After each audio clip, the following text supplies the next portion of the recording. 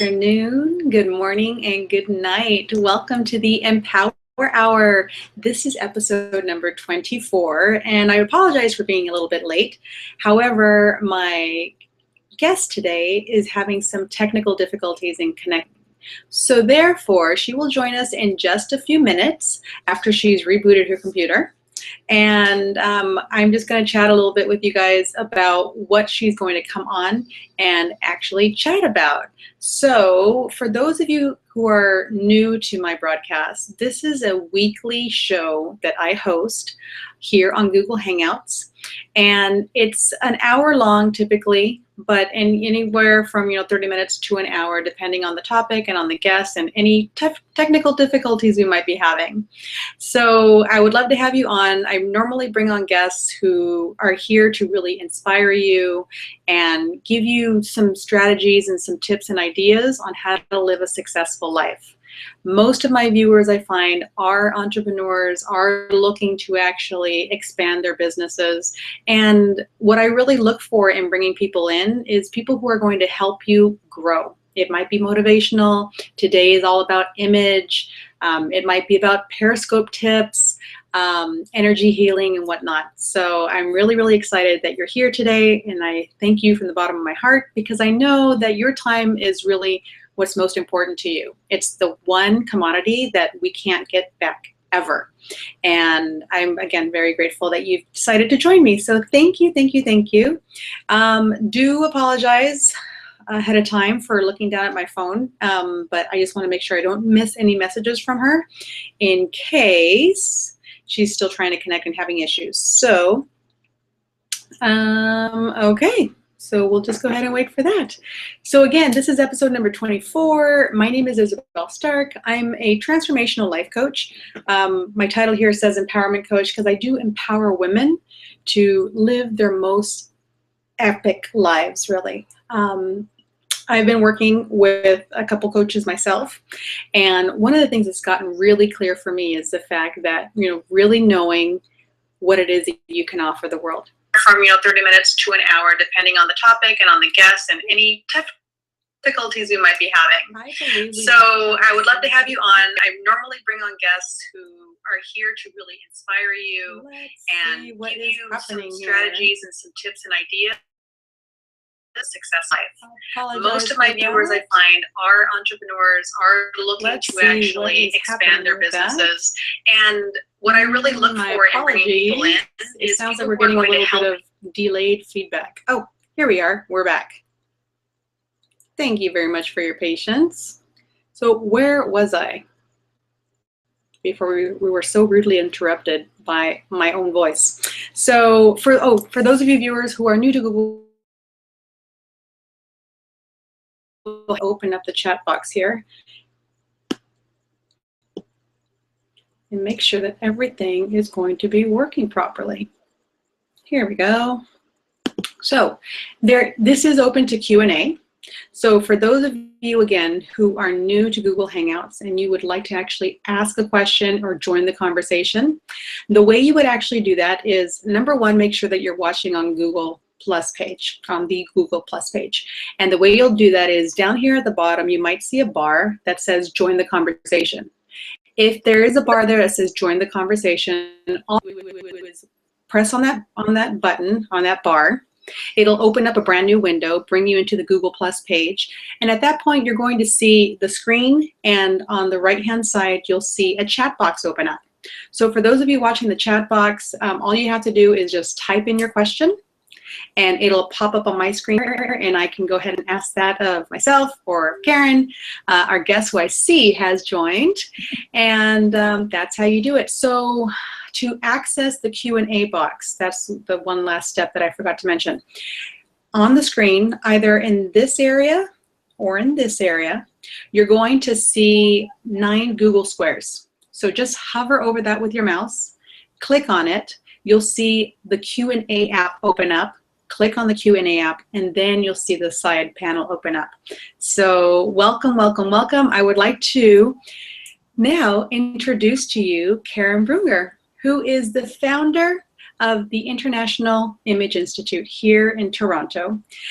She is an image and energy shifter, and I'm going to allow her to go ahead and expand a little bit more on what it is that she does in life, because I met her at an event that she was actually speaking at, and it was all about, you know, image, and we didn't really get too deep into the energy part, but I really find that that's a really big part of what it is that she does. So I would love for her to go ahead and expand on that a little bit. And Karen, welcome to the Empower Hour. So great to have you on. Thanks, Isabel. It's nice to finally be here. Yay, great to have you. Great to have you. So please do tell our viewers a little bit about what it is that you do, maybe how you got started. I do have to say I'm loving the little pillow in the background. I think it's so nice. It's a just tape pillow. Very good. Yeah, so go right ahead. So tell our viewers a little bit about yourself. All right. Well, I've been doing this for 31 years. And I think what fascinates me about it is it's not just working with the outside of people, which I guess what I'll back up and say, when I was younger, I always thought I was very, very ugly. And so I had an extremely low self-esteem. And my dream as a child was to go from the ugly duckling into at least being a normal swan and to take all the other ugly ducklings with me, and so that we could transform and we could be okay. And so that was my dream. And so of course the whole industry of image consulting didn't exist then, but when I was in my 20s, I found my way into it. And so, but what fascinated me was working with people on the outside, how they transformed on the inside. So the outside, you think of it as being more shallow. It doesn't really matter. It's who you are on the inside that counts. But what I found is that working on the outside allows you to really show who you are on the inside and to become who you're capable of becoming. So when we work with somebody on the outside and have them look way beyond what they ever thought they could be, then they see that, oh, maybe that is what's possible for me. That is who I can be. And so, because I believe that your truth is in your possibilities, but many people, I think, believe their truth is in their limitations. And so for me, image is a way of showing what are your possibilities, who can you be, so that when, you know, I've had clients, they look in the mirror and it's like, oh my gosh. I remember one man I worked with, he was actually a lawyer. And he looked really good. He already had a really good image. He looked like a successful lawyer. And but when we worked with him, and we on the outside, it's like, wow, it was incredible. He looked like he was unstoppable, unlimited, like he could do anything he wanted, have anything he wanted, make any amount of money he wanted, and then whatever he said, people would believe. And that's how he looked. And when he looked in the mirror and he saw himself, that's what he saw too. And we can literally see the limitations fall away as he realized that this was who he really was. This was him, unlimited. So you just helped him actually see that for himself, because like you said, he arrived to you and he already kind of looked the part, but there was something internally that he wasn't, I guess, recognizing in himself. Yeah, because there are really 3 different levels for an image. So one level, which many of us will do to some extent, is sabotage. And so that's when our image is not even representing where we are right now. And so it's like we have to prove ourselves because people don't believe. It's like, oh my gosh, you can do that. That's who you are. Because our communication is not at that level. So we're in sabotage. So it can be a struggle just to do what we're doing because our image is sabotaging even for who we are right now. The second level is to dress to be congruent, and that's where this lawyer was. So he looked like a successful lawyer on Bay Street, and it was congruent. But when your image is in alignment, okay, so it can be very easy. You don't have to prove yourself. When people see you, you know, what they see is what they get, type of thing. But then what can happen is, how do you go beyond that? Like, how do you be more than that? How do you make life richer? How do you become, you know, even more amazing? So if your image is just keeping you there, it's like maintaining the status quo, then there's really no personal or professional development that happens from that. So the third level, and this is what we did with the lawyer, is dress for, or have an image for possibilities, where it's like it's beyond what you've established for yourself right now. And so it's taking it to the whole next level where, yeah, you look like you could do anything. That's awesome. That's awesome. And for those of you who don't know what Bay Street is, that's actually a street here in Toronto where all the lawyers and the business professionals hang out. So it's basically the Suits Street. So think Wall Street. Yeah. Yeah. So, you know, I do want to dive in a little bit deeper into your experience and your history, because you have 31 years of experience in this exact niche. Mm-hmm. That's right.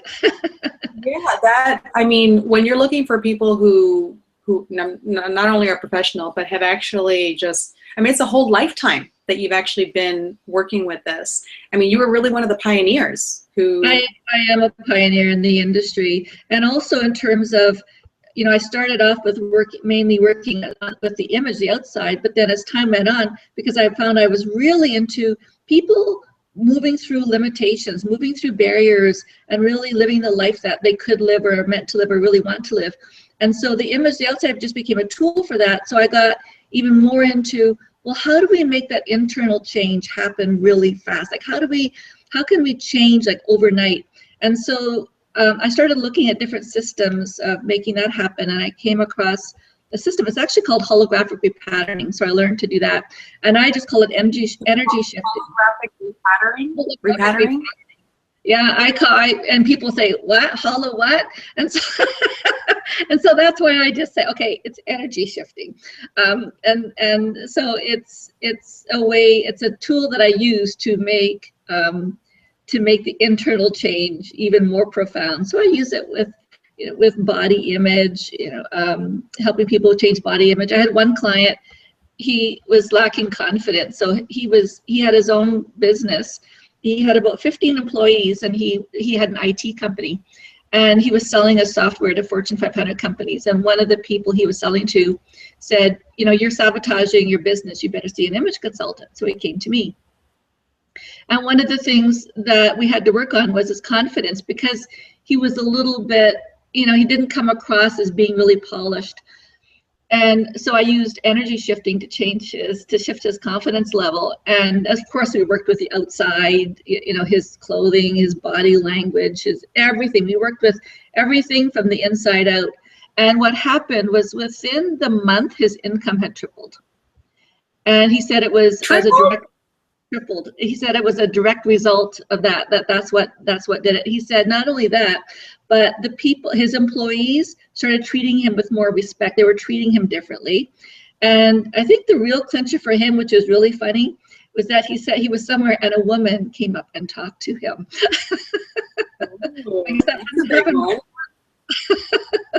So he was a good one. That was fun. You know, I have to ask you, because I'm sure, like, you've already given us 2 examples, but what is more difficult for you find, in your experience? Somebody who looks the part and comes in and really is just needing the inner work, or somebody who has all the inner work done but comes to you and is just a sloppy mess? It's really easy to change the outside. That's the easy part. So it's when somebody is looking okay on the outside, but their inside they're stuck and they have blocks, and they don't know how to move through that. That's where you know, we really draw on a variety of tools, you know, like using a life coach, bringing in a life coach, for example. Yeah, so I think I want to learn a little bit more, and I'm sure our viewers want to learn a little bit more about the holographic repatterning, because the last 2 or 3 interviews that I've had have been more energy healers, and one of them is Charlotte. I'm not sure if you had a chance to actually watch her video, but she really was diving into the Akashic readings. Yeah, I'm sure you've heard of. So how are the differences between that and holographic repatterning? Okay, so with the energy shifting, it uses a variety of healing modalities. So it could involve crystals, it could involve reading a book, it could involve dancing, it could involve anything, because everything is energy, so anything can shift energy. So how it works is I use a tool of muscle checking or applied kinesiology to identify the precise issue or groupings of issues. And that can take, even just that part can take sometimes an hour. I fill up pages and pages with all the not only the primary issues, but then what's underlying it, you know, what past experiences, what's underlying it. And then once we've got the whole set of this is what needs to be shifted, then I use muscle checking to also identify, well, how do we shift that? What needs to happen to shift these precise frequencies? So because muscle testing tools, like how would you? Yeah, so when I muscle check on me, I use my fingers like this. See, so if my finger stays up, that's an on. That means yes, this is the issue. Or if it goes down, that's an off, right? So it's on, off. When I'm muscle checking a client, I have them put up their arm. So I press down on their arm, on the forearm. I don't know if you can see. I press down right there. Yeah. Okay, and so, like, for instance, with my client that was lacking confidence, I had him put up his arm and say, I am confident.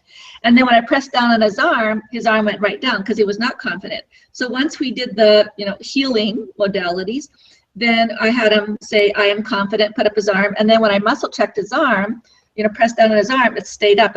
He was strong for being confident. So yeah, that's how it works. But that's where the healing modalities themselves can get very strange, because everything is energy, anything can shift energy. So it could be a whole series of different healings that need to be done for, especially if something's really, really deep. I had one client who had agoraphobia. She'd had it for years and had gone to, been to psychiatrists and all kinds of things. And I did a 4-hour session on her, and it totally cured it, totally healed her agoraphobia. And she was able to go places she hadn't been in years. So so when it's a really deep issue, I've had people be healed of depression. So they went to their doctor, and the doctor says, yeah, you don't need the medication anymore. So that's kind of nice when that happens. That must feel great for you. I mean, to know that you were able to actually shift not only like their image or their self-awareness, but something as big as depression. Yeah, and it's really good for migraines. I've had people that within minutes, their migraine disappears and they never get another one ever again. That happened to my operations manager. She didn't even believe in this. She came from I had an energy shifting workshop, and she came to it. I was surprised that she came, and we did a session on her for migraines, and that was years ago. She's still working with me. She's still my operations manager, and she has not had a migraine since. So, wow, wonderful. It's not me that's doing it, of course, right? It's the person's system. It's whatever. It's not going to be the same result for everybody, because it depends on what is their system ready to let go of. What are they ready to heal? Yeah. So I mean, like a repatterning, reprogramming. It's basically it's the same thing. Yeah. Literally shifting frequencies. Yeah. So getting to image now. So now I'm kind of getting a clearer picture about the holographic and how that's actually working with you. But tell me if there's any studies that have been found that actually show, because I know that you have plenty of proof. You have 31 years of proof. But were you a part of any studies that actually proved that image was so important to people's success?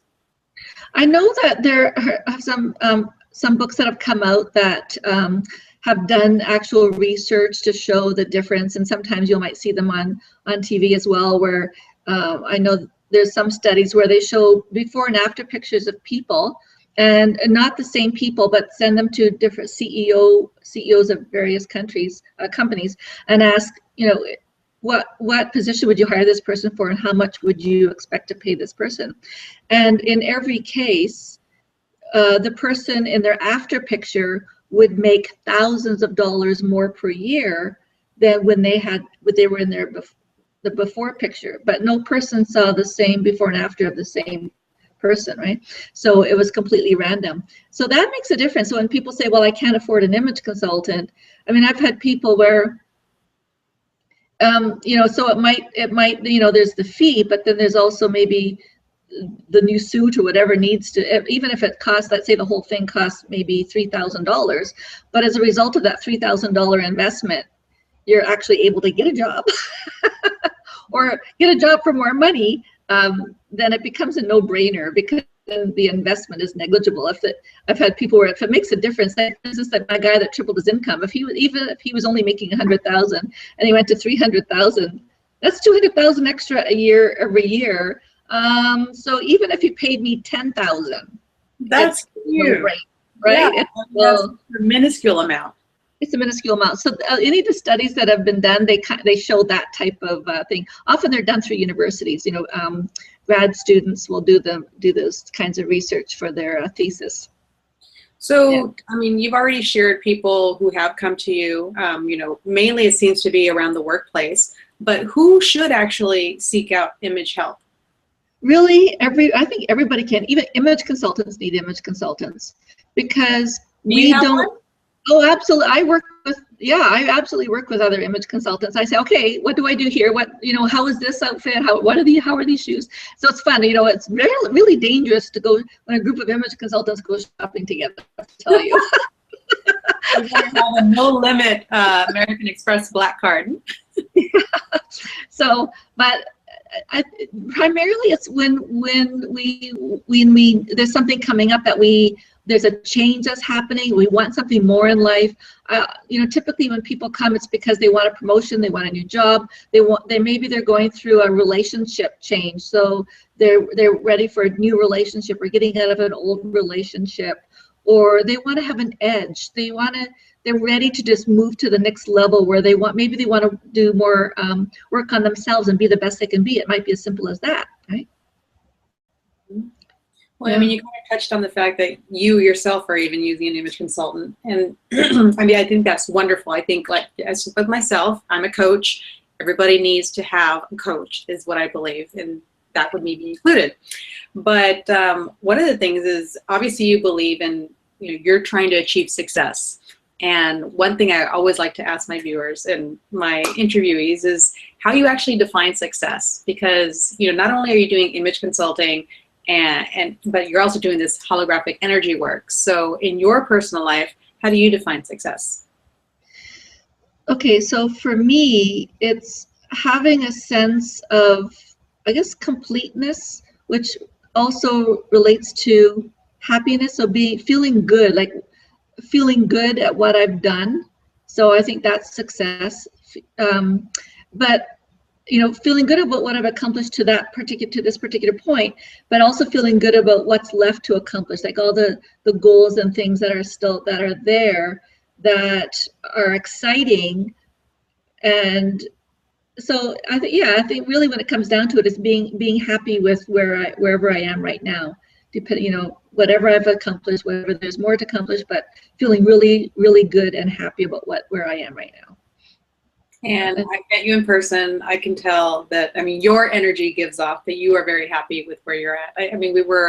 The event that we were at, it was a charity event. So, just seeing you give of your time and give of your expertise to all the women who were lined up to see you. And I just kind of kept my distance until you had a little breath so you could actually breathe. Yeah. But no, I really did feel that energy from you. And I think it's one of the reasons that I really did approach you is, you just seem to have this really successful, happy, vibe to you. And I'm really glad that we had a chance to meet. Okay, thank you. So why don't you take us down the road of hiring an image consultant? Some of the viewers that are here maybe are interested or have never considered it or thought, what, there are image consultants out there? And just kind of share with us how that works, because you touched on it a little bit about, the investment, and there's obviously more investments if your closet is looking like you have to throw everything out. But what is involved? And I think I also would like to hear whether they can actually hire you here, like on the internet, or is it something you need to actually be basically with them one-on-one? No, you don't have to be with someone. I do virtual sessions all the time, and it's pretty easy because mainly because I'm so experienced. So when somebody sends a photograph, ideally I want something in really good lighting and natural daylight, like full like face head like a headshot face on in daylight, and then full body shot front side back where I'm able to see the actual silhouette. So if the person's wearing something really slim fitting, then that makes it easier. So once I have those photographs, it actually takes me minutes. It's actually really, really easy. And yeah, I think the anything that takes more time is the actual shopping. But once you know what suits you, then of course you can be shopping on your own and know what to look for. The other part that can take more time is also the wardrobe organizing and planning and going through all of that. So that is a more in depth. It still can be done online, but so it's really up to the person how much they want to invest in their time versus purchasing time of an image consultant, or how much they want to be able to do for themselves. And what's really good about learning it for yourself is then you have those tools to last a lifetime. So you always know exactly how to develop a wardrobe plan where you save thousands of dollars, save hours of your time, save all kinds of energy. It's pretty, again, it doesn't take much to learn it. I find it easy, but I've been doing it for a while. No, so I'm already guessing. I'm just kind of feeling this energy myself of the viewers and the future viewers. The fact that I have a girlfriend and she gives great advice on what I can wear, what I shouldn't wear. What is the difference between, say, an amateur girlfriend and hiring somebody with 31 years experience? About 1,000%. And it's great to have somebody who has a really good eye that can say, oh yeah, that looks good. That is a really good start. The difference is when we look at somebody, we're looking at where are you your absolute best. So it's your friend can help you look good. An image consultant can help you look at the top. It doesn't get better than this. This is it. This is good. This is absolutely, when you do this, you can't get better. This is it. You know what I mean? So it's finding out your wow palette. Now I would say if you're finding somebody to help you with your colors, be very, very careful, because the average color consultant really has no clue they're not really good with color. So I'm really good with color. So I would say I'm probably better, even with me doing it virtually online, I'm probably better than most color consultants doing it live. Now, you mentioned your wow palette. Are those some of those swatches that you actually had physically that day I met you? Oh yeah, I should have had some around here. I don't have any beside me. I could show you my colors. Yeah, so we use all. In fact, I'm the one that develops the tools for most color consultants around the world anyway. So yeah, so I use the color tools to identify what suits you. But when somebody sends me their photograph, then I actually do a little bit of Photoshop. I actually do the colors through Photoshop. It's really interesting. And then I can see what colors suit them. But that's why the natural daylight is so important when you send the photograph. So the color is a really important part, finding your wow palette where you always look your healthiest, most vital, most alive, most energized, your youngest, your best, whatever, And then the next part are the styles that suit I go through at least 7 major parameters, but there's actually more than 30. So the 7 major things I go through are your height, bone structure, somatotype, silhouette, facial shape, lines and shapes, and your personal texture. So I look at, those are the 7 major things I look at to see for each of those what are your wow styles, what's right for you. And then the third part is your personality style. And that's really exciting. That's when people actually think I'm psychic, because how do you know that about me? And really, because again, you're an energy system. Your entire energy system has manifested into this physical form that we see. So as you change how you are as a person, your physical form actually changes. So we can look at what we see to know what's going on in there energetically. What is that style that's in there? And so it's really reading the face and the body to get the personality style. And that is not, most image consultants don't do that part. That's kind of unique to me and my graduates, that we do it that way. Other people might do personality style, but they do it more like, oh, you're wearing ruffles, you're romantic, but maybe that person's not supposed to be wearing ruffles, right? So, yeah. Yeah. And then after the color and style, then that's when we get into, okay, now that we know what suits you, here's how to organize the wardrobe, clean out the wardrobe. This is what you get rid of. This is what you keep. This is how you organize it. And this is how you develop a shopping strategy that saves you time, money, energy.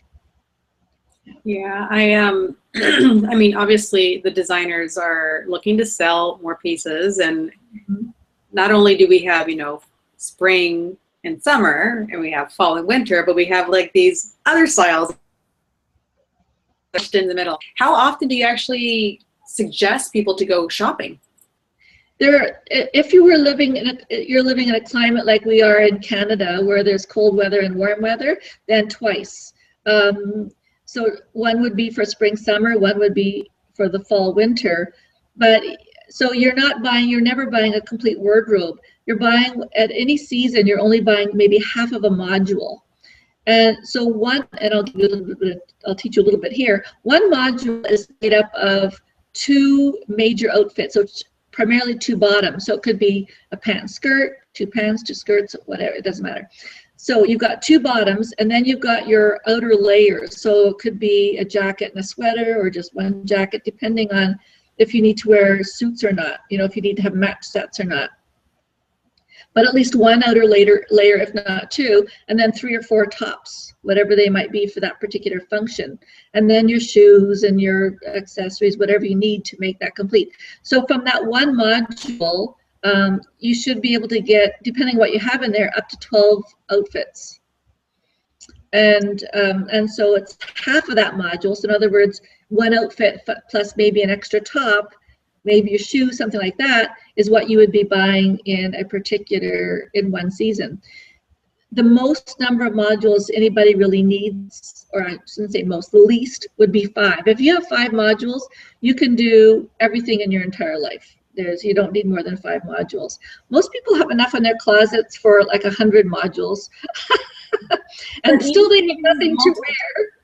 But even these multidimensional people who, wear a lot of hats, because, myself included, I've got the mommy time, I've got the family time, I've got the business time, you got the socializing.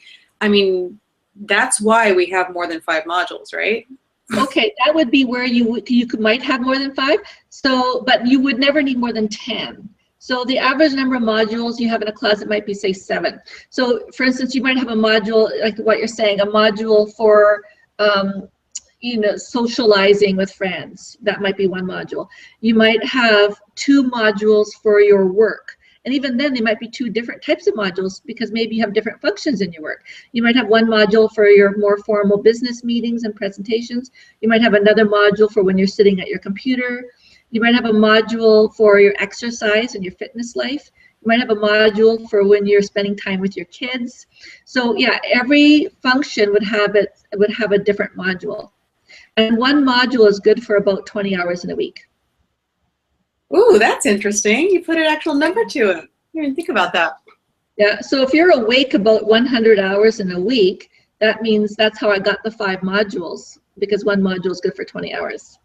Oh, look at you. You got the science broken down. I like that. Yeah, well, I'm not even going to share my Brunger wardrobe formula, where I can actually calculate. If you tell me what items you have, calculate exactly how many outfits you get. I have a whole algebraic formula that I developed to figure out the number of outfits in your closet. Oh, a woman after my heart. I love math. Yeah. Awesome. Very cool. Yeah, and I had never actually heard the terms about modulating your outfits. You just kind of go out there and you do what you do, but it makes a lot of sense. So just to kind of recap, one module is basically, go ahead and break it down. You're going to have one module is going to have at least, let's see, if you have 6 items, because you might have 1 jacket, 2 bottoms, 3 tops. That's your minimum in a module. So that's six items. right? Then you can add another jacket if you want, or a sweater, something else has a third layer, and you can add one more top. So then the maximum number of items would be 7.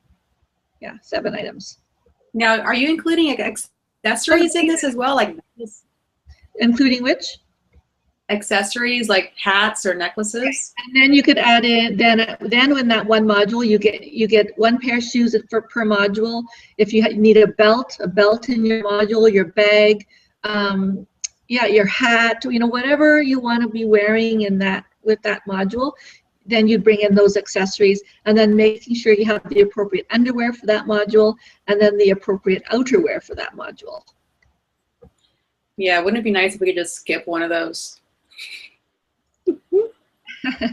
And so, well, sometimes also outerwear can be used for more than one module, so then it makes it easy.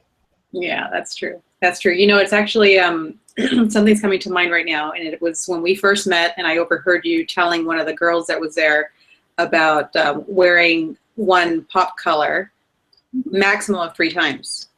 Right. And when you mentioned that, though, you actually counted her nail polish. Yeah.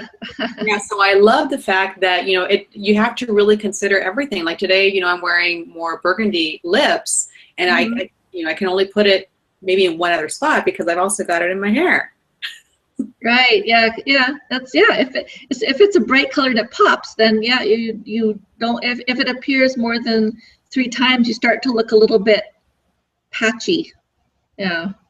Yeah. No, I totally got that. Trying too hard, because I know I've seen people where they had pink bow in their hair, pink earrings, pink scarf, pink lipstick, pink nail polish, pink shoes, pink belt, pink bag. It's like, oh my gosh. Yeah, all really pink. Then it's like too much Madonna. Yeah. So, but if pink is, or the burgundy or whatever it is your dominant color, then you can have it everywhere, and then it's okay. It's only the accent color that would appear 2 or 3 times. And a dominant color would be decided, or you could actually help somebody define that for themselves. Yeah, so the dominant color would be the color of your outfit. So for example, if you're wearing a burgundy dress and then you have burgundy boots, and then you can have your burgundy lipstick, burgundy nail polish, burgundy hair, and it's all good because now burgundy is not your accent color, it's your dominant color. Oh, okay. So that's how you meant it. Okay, good. Yeah. Very good. See all these tips. Great tips. Thank you so much.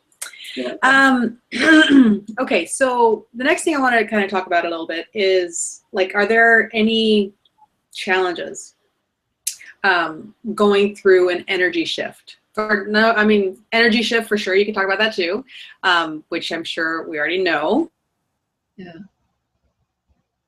Instead of an image shift, are there any kind of challenges that your customers or your clients have actually experienced? Yes, people cry. They really do cry. Okay, one example. I had one guy. We did his wardrobe or audit. So we, you know, filled up maybe only 3 garbage bags. Like I've had some clients that we have to fill up 10 garbage bags, and it's not so much as garbage, but it's just really not working for that person, and so it can be sold at a consignment shop or given to charity. But he was crying. And he was even talking like an image consultant. He was even saying things, you know, you get what you pay for, and you know, a quality image, you need to have quality clothing. So he was saying all the right things, and yet he was crying when we got rid of his clothes. And it was really neat because he said, if getting rid of this, like, what is this? This is nothing. This is just what I have on my body. If getting rid of this is so challenging, what else am I holding on to? You know, what else am I not letting go? So that was interesting because he looked at it more introspectively. But then when we got him his clothes, then he was all happy. We got him new stuff. But I think the challenge is letting go of who you used to be to make room for your possibilities of who it is you really can be. That's the challenge. And embracing, like having the courage to step forward and embrace that potential that's there. So for many people, it's really, really scary when they see. I've had some people, they see themselves in the mirror, and it's terrifying to them because it's so much beyond. It's so far beyond who they believe they were, what they're able to accept for themselves. And you know, so with some people, they say, no, I can't handle it. We have to take it more baby steps.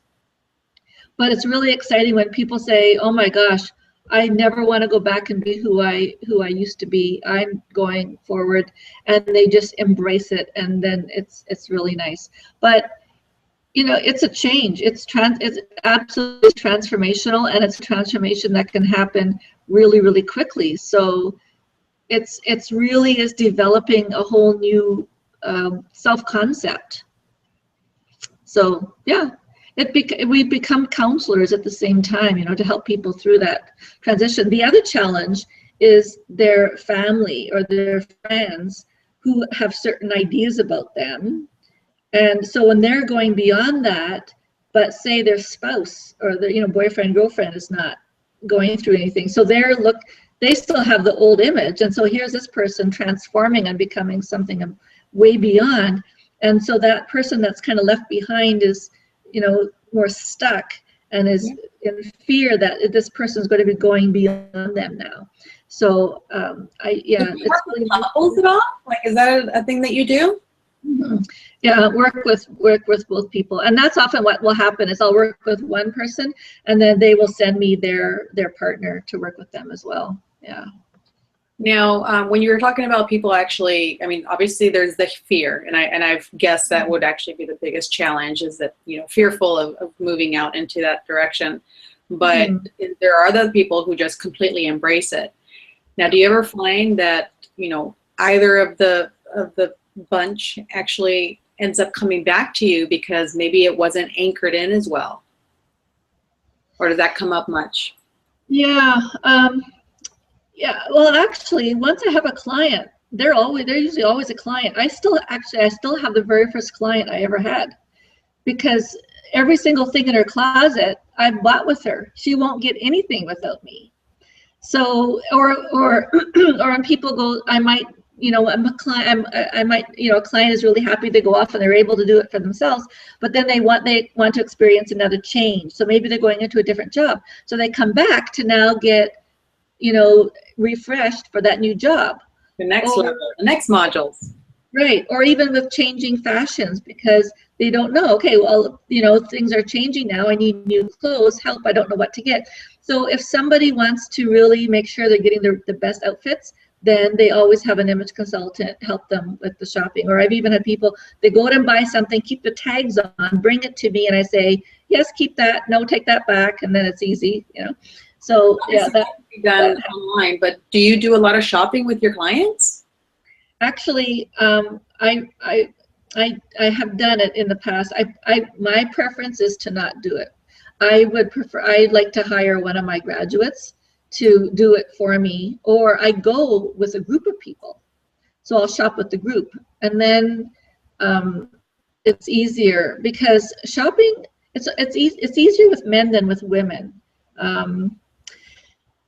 So, or if I am going shopping with a woman, then I usually will bring an intern along, which then makes our time so much more valuable, because I can say to the intern, okay, this is what we're looking for, go find it. You go look over here, we're going to look over here. Or even if I have 2 or 3 interns, I spread them out, say, okay, you go to that store, you go to that store, you go to that, this is what we're looking for, go. And then then I don't mind it, because I'm not the one having to go through every single store, look at all the items and figure it all out. And then so my interns find all the best outfits for that person. And then I say, okay, not this one, not this one. Yes, this is good. We'll try this one. And I go through what they've chosen and pick out what my client will actually try on. So that's time. That probably even helps even more, right? Yeah. So yeah, so that's how we do it. Yeah, I can imagine that takes up a lot of your time. I mean, very time consuming, it sounds like. I mean, when you're going through it, I'm going, oh my God, multiple stores? If we're just getting a half module, because it could be, okay, we need shoes, and even if it's buying a suit or like one outfit, to find the best possible outfit, because I tend to be a purist and I don't usually compromise. So I want to get the best. I want to get the best possible thing. So it might take a few hours to get what I'm really, really happy with from my client.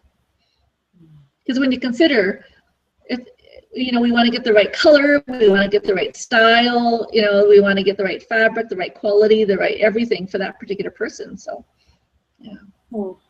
Well, on the subject of fear, actually, that's kind of pops right up, is I like to always ask my guests kind of a fun question. So I'd like to kind of put you on the spot and have you share one of your biggest fears that maybe you might still have or that you've actually overcome over time.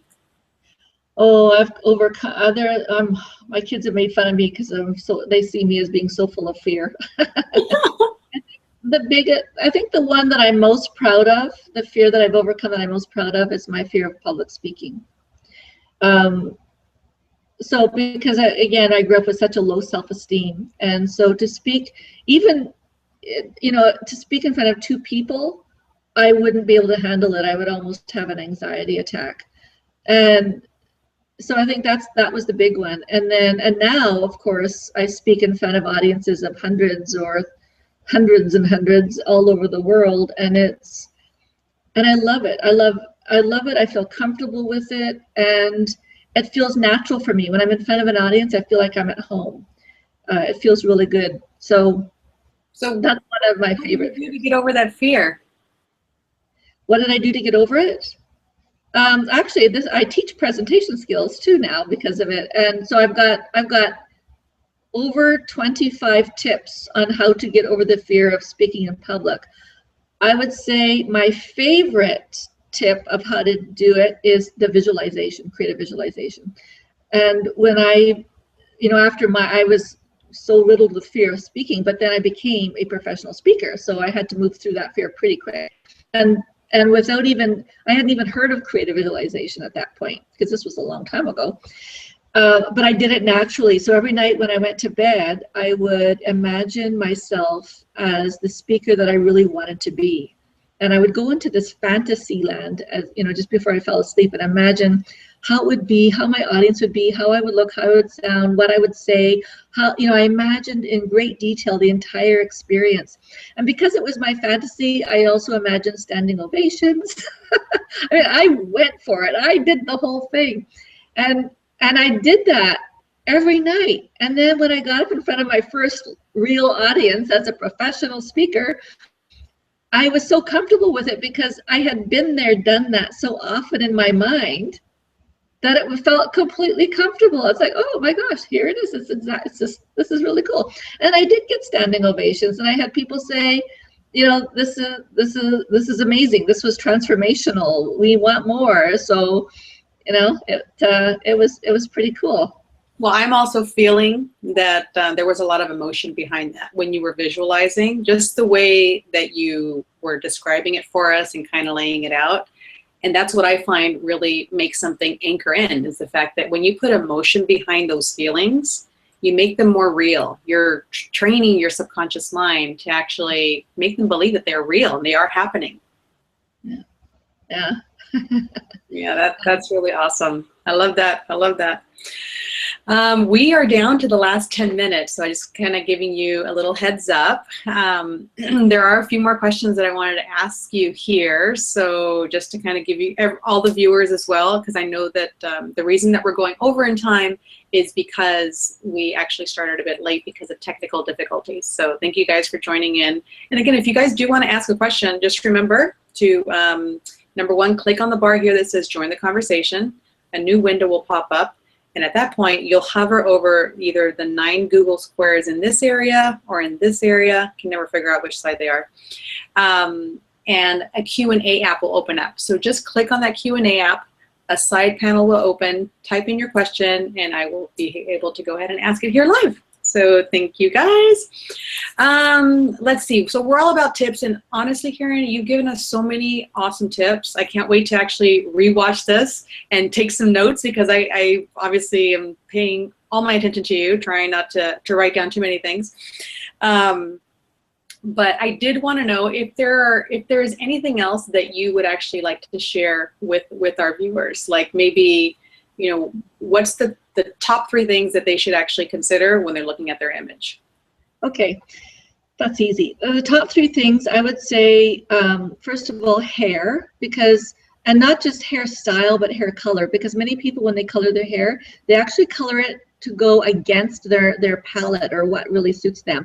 And so it looks like they're wearing a wig. So when you look at yourself in the mirror, if you color your hair, does it look natural, or does it seem to be separate from you?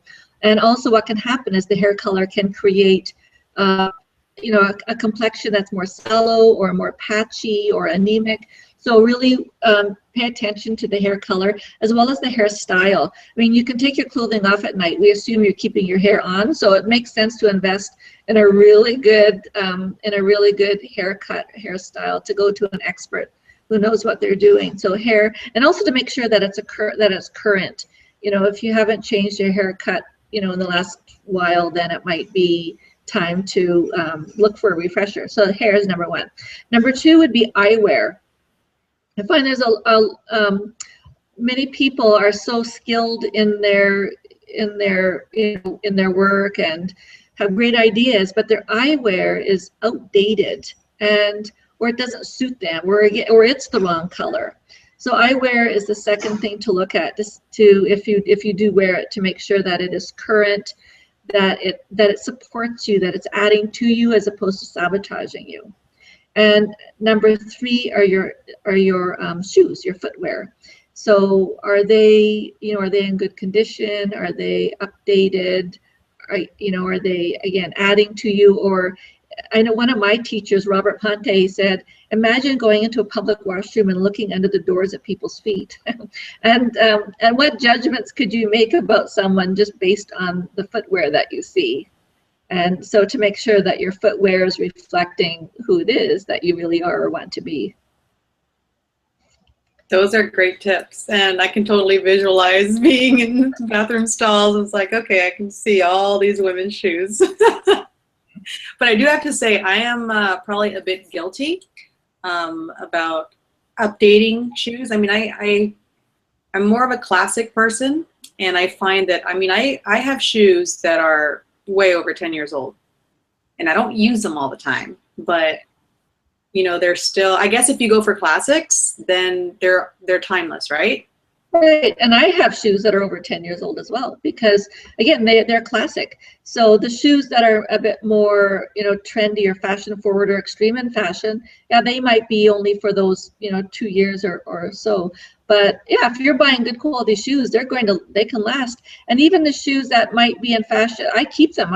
Unless they're really worn out, I keep them, because everything's coming back anyway. So and the thing even with fashion, there's so much flexibility anyway. There's so many different styles in fashion at any one time that even if you bought them 10 years ago, they are still going to be just fine today. So I'm not a proponent of going out and buying all the latest fads at all. It's more about building a good core wardrobe, and then each year you just adding a couple pieces to it to make it current.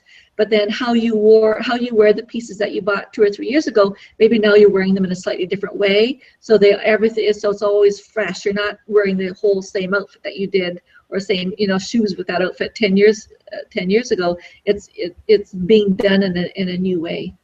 Yeah, like maybe the belt's higher, or belt's lower, or something so simple. Yeah. Very cool. Well, I have a question about, and this actually ties into my Facebook group, which I know you're part of, Fiercely Feminine Entrepreneur. For those of you who are interested, just find us on Facebook. And I host something on there, typically daily. I'll post up a picture, and I have people get really focused on what it is that they are focusing on for the day. So I call it the top to do, the TTD. And what I'd like to know from you, because we're down here to the last few minutes, I would just like to know what you're up to for the remaining part of the year. We're only a few weeks away, I know, and I should probably start changing this, but what was your big goal that you had for 2015, if you have or haven't accomplished it yet? So what's your big TTD? I do have a big one for this year. It's been in progress for the entire year, and hopefully it'll be done this year. I'm getting a whole new website. That's a big thing. So for my business, I'm getting a new website, doing things a little bit differently. And so part of that means developing my first, like, a really big launch for getting ready for a big launch for next year. The other big goal that I've got a few of them. One is I'm working on a book. I'm a publisher for a book. It's called I See Money. So the letters I and C. And so it's a book that's meant for primarily image consultants, which is why it's called IC for image consultants. Perfect. I love how it ties in. Yeah. So, but it could be for anybody that's in that similar type of consulting coaching business of how to make money. So I've been interviewing people and taking courses for the whole year on, okay, how do coaches and consultants, what can we do to really generate, like to have financial freedom in our businesses and be doing, what we love to do, and the money just kind of takes care of itself. So that's what the book is about. When I get all my research done for it, but the publisher's waiting, so we'll see.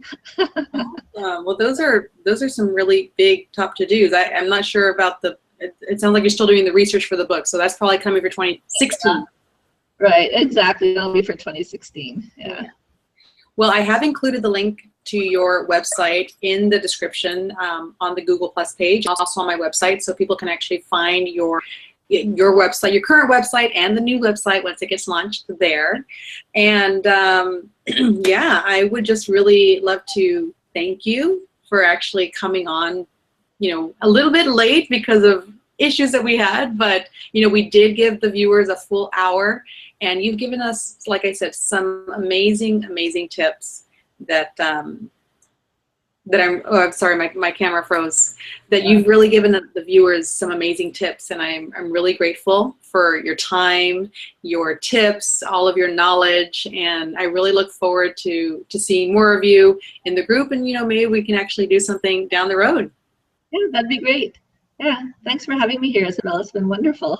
Oh, it's my pleasure, my pleasure. Thank you again for coming on.